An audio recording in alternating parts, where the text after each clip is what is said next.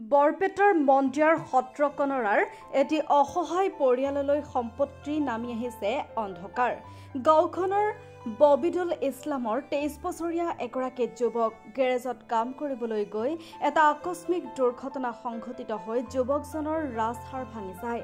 উল্লেখযোগ্য যে যুৱকজনে ভৱানীপুৰত এটা বাহন মেৰামতি কৰিবলৈ গৈ থকা হঠাৎ জেক পিছলি যুৱকজনৰ পিঠিৰ ওপৰত পৰে। বিচনাত সজ্জাগতজনক সম্পত্তিৰ প্ৰয়োজন হৈছে জটিল অস্ত্ৰোপচাৰৰ। ববিদুল ইছলাম 23-24 এনে হৈছে।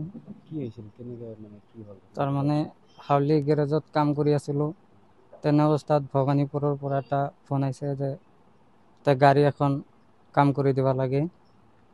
মোটামুটি তেতিয়া 6টা বা 7টা বজা আছিল। তাতে ভৱানীপুৰ যাই পাওঁতে 8টাত যাই পাইছোঁ। কাম ষ্টাৰ্ট হৈছে মোটামুটি শেষৰ অৱস্থাত আছিল 11:30 মান বাজে। তেনে অৱস্থাত মোৰ এটা দুৰ্ঘটনা হৈ যায় আৰু সেই দুৰ্ঘটনাত মোৰ লগত আৰু একজন আছিল। তেওঁ সহায় বিচাৰি বা কোনোবা পুলিচ ষ্টেচনৰ পৰা পুলিচ মাতি আনি মোক উদ্ধাৰ কৰিব পৰাত সহায় হৈছে। কেনেকুৱা দুৰ্ঘটনা কি হৈছিল? গাড়ী তাৰমানে জেক স্লিপ হৈ কাম কৰি থকা অৱস্থাত পৰি আছে। কঁকালত বা পিঠিৰ ওপৰত পৰিছিল। ৰাজহাড়ৰ অৱস্থা মই ভালকে গম নাপাম, মই অজ্ঞান হৈ গৈছিলোঁ। ভাঙিছে ডক্টৰৰ ৰিপৰ্ট ওলোৱা মতে ভাঙছে 2 জাগাত, আৰু বেলেগ ডক্টৰৰ ৰিপৰ্ট ওলোৱা মতে আপোনাৰ নাৰ্ভটো অলপ হেৰি হৈছে হেন কৈছে। খোজ কাঢ়িব নোৱাৰোঁ। ৰেফাৰ কৰিছিল গুৱাহাটী। পাটনালৈ যোৱা কথা আছে। এতিয়া মই অসম ৰাইজক বা অসম চৰকাৰক, মুখ্যমন্ত্ৰী ডাঙৰীয়াক সহায় বিচাৰি মই আৰ্থিক সহায় বিচাৰিলোঁ। কিন্তু দৰিদ্ৰ পৰিয়ালটিয়ে অৰ্থৰ অভাৱত যুৱকজনৰ উন্নত চিকিৎসা কৰিবলৈ অপাৰগ হৈ পৰিছে। সেয়ে এতিয়া ভুক্তভোগী দুৰ্ভগীয়া পৰিয়ালটিৰ লগতে ৰোগীয়া যুৱকজনে বিচাৰিছে মুখ্যমন্ত্ৰী তথা সুহৃদয়জনৰ সহায় ভিক্ষা। যুৱকজনক কোনো হৃদয়বান সহায় কৰিব বিচাৰিলে যুৱকজনৰ পৰিয়ালৰ ভাৰতীয় ষ্টেট বেংকৰ account number 3440653488 IFSC code SBI NOL 0009150 নম্বৰত সহায় কৰিবলৈ কাতৰ আহ্বান জনাইছে। মোৰ ভাগিন হয়। যোৱা 1 তাৰিখত ৰাতি 11টা বজাত হাউলি গেৰেজত কাম কৰে।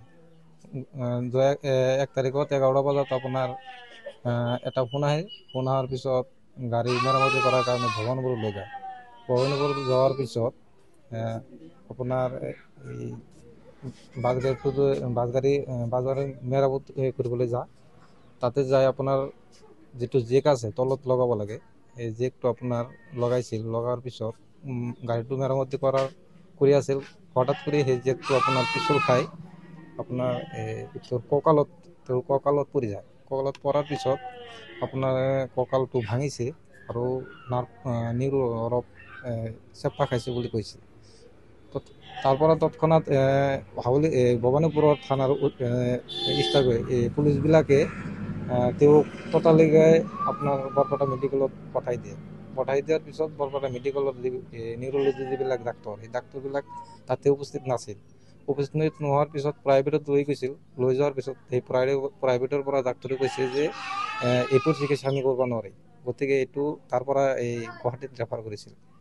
এতিয়া গুৱাহাটীতো লৈ যোৱা নাই, এতিয়া আমালোকে ভাবি আছোঁ পাটনাত লৈ যাম। এতিয়া মোৰ ভাগিনৰ যি দেউতা, এই দেউতা দিন হাজিৰা কৰি খোৱা মানুহ।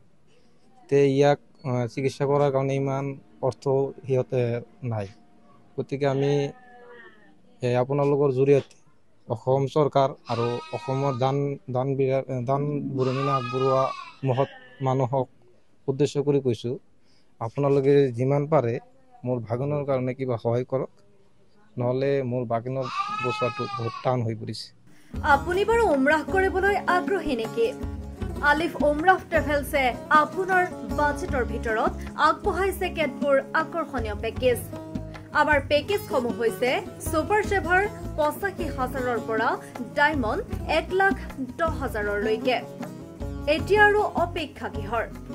আজিয়ে 7002343617 নম্বৰত যোগাযোগ কৰক আৰু বুকিং কৰক আপোনাৰ পছন্দৰ পেকেজ। বিশ্বমানৰ সেৱাত অসমৰ ভিতৰত শ্ৰেষ্ঠ আলিফ উমৰাহ ট্ৰেভেলছ।